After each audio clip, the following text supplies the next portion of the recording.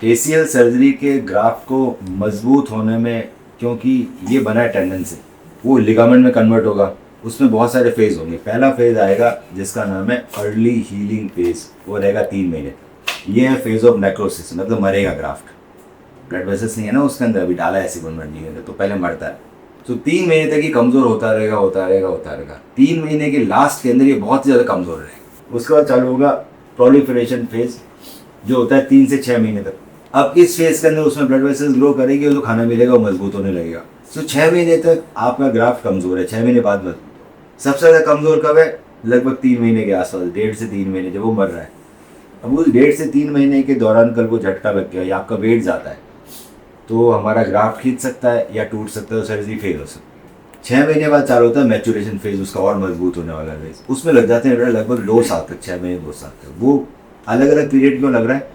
क्योंकि इस फेज में हमें लेट रिहैब करना होता है, जिसमें दिखा था ना जंपिंग या वहाँ भागना है, एक ये अमेरिकन थी होता है केस है। सो अगर आप लेट स्टेज रिहैब देखो, इस तरह का लेट स्टेज रिहैब ये करना पड़ता है। ये मैच्योर करेगा ग्राफ्ट को, ये नहीं किया तो मैच्योर होगा ही नहीं ग्राफ्ट। तो ठीक होते होते हमें लग जाता है साल भर गेम खेलते खेलते नॉर्मल सर्जरी के अंदर। और इसमें फेलियर रेट ज़्यादा क्यों? क्योंकि इतने महीने कमज़ोर रहता है, अगर वो गिर पड़ जाओ तो चीज़ टूट सकती है। रेस्ट भी ज़्यादा है इसके अंदर, वजन नहीं दे पा रहे एक दोनों में। अभी दर्द बहुत ज्यादा है। हाँ, क्योंकि मैंने आवाज ज्यादा होती है, कट कट की आवाज़ आती है। आपका ACL टूटे हुए टाइम हो गया, वो 3 दिनों से घुटना घिस रहा था, कार्टिलेज भी खराब हुआ है, मैंने इसका भी बढ़ गया, वो दोनों भी ठीक करेंगे। और अगर मुझे बेटर सर्जरी करनी है तो मैं सर्जरी करूँगा ये वाली, all inside ACL reconstruction using quadriceps tendon internal brace ILT था। क्या मतलब है कि मैं ACL बनाऊंगा बेटा क्वाड्रिसेप्स टेंडन से। इसका इसलिए बनाते हैं क्योंकि इसका टूटता नहीं है, ये हैमस्ट्रिंग से ज़्यादा मजबूत है, ये सबसे मजबूत ग्राफ्ट है। कुछ स्टडीज दिखा री रप्चर रेट हैमस्ट्रिंग की रहती है, क्वाड्रिसेप्स की नहीं रहती। क्वाड्रिसेप्स लोअर री रप्चर, तो दुनिया भर में अब लोग इसी का बना, ये बाकी लोग क्यों नहीं कर रहे हैं? क्योंकि ये नया आया है। इसका जो बटन है वो भी 2019 में आया, और उसको दूरबीन से निकालने का तरीका भी 2020 में निकाला कंपनी ने। उससे पहले लोगों के पास ना तो बटन थे ना निकालने के तरीके थे, तो कम लोगों को आता है ये करना। निकालने के लिए हमें चाहिए होता क्वाड पुट एनालिसिस में इससे निकालता है। हमें ना एक ही मोटा निकलता है, पतले दूरबीन नहीं निकलते। 79 से ही चालू है क्वाड्रिसेप्स वो कर रहे हैं। पर पहले क्या ऐसे धागे बांध के करते थे, धागे किसी ने ढीले बांध दिए, टाइट बांध दिए, कोई स्टैंडर्डाइज नहीं था ना, तो चीज़ें रिजल्ट इतना ऑप्टिमाइज नहीं था, अच्छा नहीं था। अब हमारे पास फाइबर टेक टाइट रोप आ गया, ये 2019 में आया था। इसके बाद से रिजल्ट इंप्रूव होगी, ये बटन ढीला नहीं पड़ता, ये फाइबर टेक के साथ है। दूसरा 2020 में ये आ गया क्वाड पुट एंड हार्वेस्ट, तो दूरबीन से ही निकल जाता, बड़ा चिल्ला लगाने की ज़रूरत नहीं है।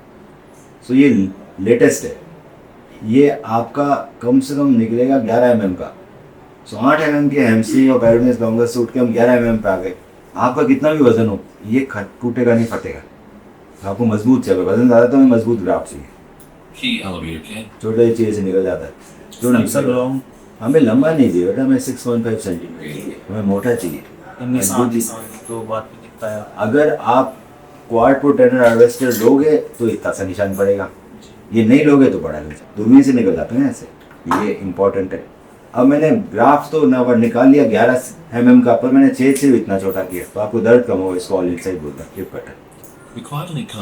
आखिर बटन आता है छोटे होने वाले, ये देखने लॉकिंग जगह है छोटे बटन, और बहुत सारे तरह के बटन है। क्वाड्रिसेप्स हैमस्ट्रिंग नेट पैड एप्टोरी, सो क्वाड्रिसेप्स भी 2 बटन यूज़ करेंगे, हैमस्ट्रिंग को लूँगा।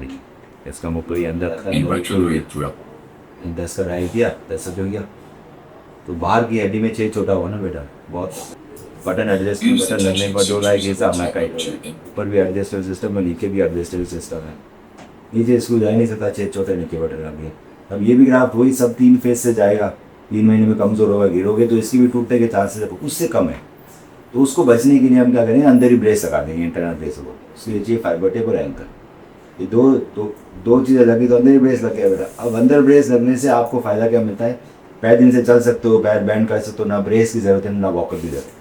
सो 50% जल्दी ठीक हो जाओगे कम टाइम में। अगर रनिंग करने में 6 महीने लग रहे हैं नॉर्मल में, तो इसमें 3 महीने में रनिंग कर पाओगे। उसमें साल भर लग रहा है गेम में जाने में, तो उसमें 6 महीने में चले जाओगे। उसमें काम पे जाने में 1-1.5 महीने लगेगा, तो उसमें जल्दी और चले जाओ। तो 50% 1.5 महीने के बाद लचक तो नहीं आएगी ना पैर में?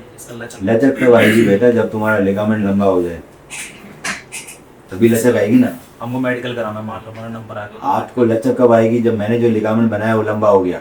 लंबा कैसे हो सकता है? कि आपका ग्राफ कमजोर है, आप गिर गए या स्क्रू स्लिप हो गया।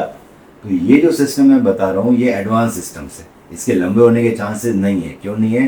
क्योंकि हम क्या करते हैं, ये हो गया सब सर्जरी, तो बटन वटन लग गए, अब मैं आपके लिगामेंट को लंबा करूँगा पैर घुमा के ऐसे मोड़। तो मैं सर्जरी के दौरान नहीं, बटन लगने के बाद लिगामेंट लंबा किया जाए। लिगामेंट लंबा हो गया, ये स्क्रू सर्जरी में स्टेप नहीं होता, जैसे फ्यूचर में लगा था। मैंने ऊपर भी टाइट कर लिया, मैं नीचे भी टाइट, तो मैं 3-4 बार इस तरह से कर लूँगा ना, टाइट करूँगा, बहुत बार घुमाऊंगा, फिर टाइट करूँगा, फिर घुमाऊंगा, तो ये इतना खींच जाएगा और खींच नहीं सकता। दूसरा इसमें इंटरनल ब्रेस लगा, ये भी इसको खींचने से बचाएगा। कल को 3 महीने में जब ग्राफ कमज़ोर है, तुम गिर गए, फिसल गए, कुछ भी हो, ये इसको बचा लेगा। तो ये इसको 88% तक फेलियर से बचाता है। इंटरनल ब्रेस लगने से मुझे 88% तक फेलियर से रिडक्शन मिलता है। मेरा वेट ज़्यादा है, तो ये बेस्ट है मेरी, कितना ही वजन डाल सकूँ पहले दिन से, और मैं 50% तक जल्दी ठीक हो जाता हूँ। ये मैके क्लिनिक है, लंदन में क्लिनिक है, उनकी वेबसाइट दिखा रहा हूँ, बाहर की वेबसाइट देखोगे यही सर्जरी होती है, नहीं होती इसको। अब आपका एक और लिगामेंट टूटा हुआ है जिसका नाम है ALL, वो भी करना ज़रूरी है, वो AC के साथ टूटता है। अगर हम ALL नहीं करेंगे तो घूमता रहेगा घुटना थोड़ा थोड़ा। ACL सर्जरी के बाद बहुत लोग घुटा वैसे गोल घुमाते रहते हैं कि उनका ALL नहीं होता। We not routinely combine this way ALL internal brace वाइस पड़ेगा, combination of ACL and ALL आपको बेटर रिजल्ट देता है, रीली कम करता है। ALL भी है, ये करना सब ली भी मैं करूँगा। तो हम काफ़ी सारी चीज़ें अलग करने रहते हैं। एडवांस में है ना, क्वाड्रिसेप्स टेंडन, इंटरनल ब्रेस और ALL, ये आपको स्टेबिलिटी और फेलियर कम करेगा। इंटरनल ब्रेस आपको जल्दी ठीक कर देगा 50% और फ्री कर आपको क्लियर कर। ये सारा काम सिर्फ हुआ 40%, 60% इज रिहेबिलिटेशन आपको फ़ोन पे सिखाता नहीं है, क्या मेरे बीच में बुलाते रहे कि हमारे लोग कहीं ज्वाइन कर लो, कई लोगों से बात कर सकते हो, इसी में बहुत सारे लोग हैं।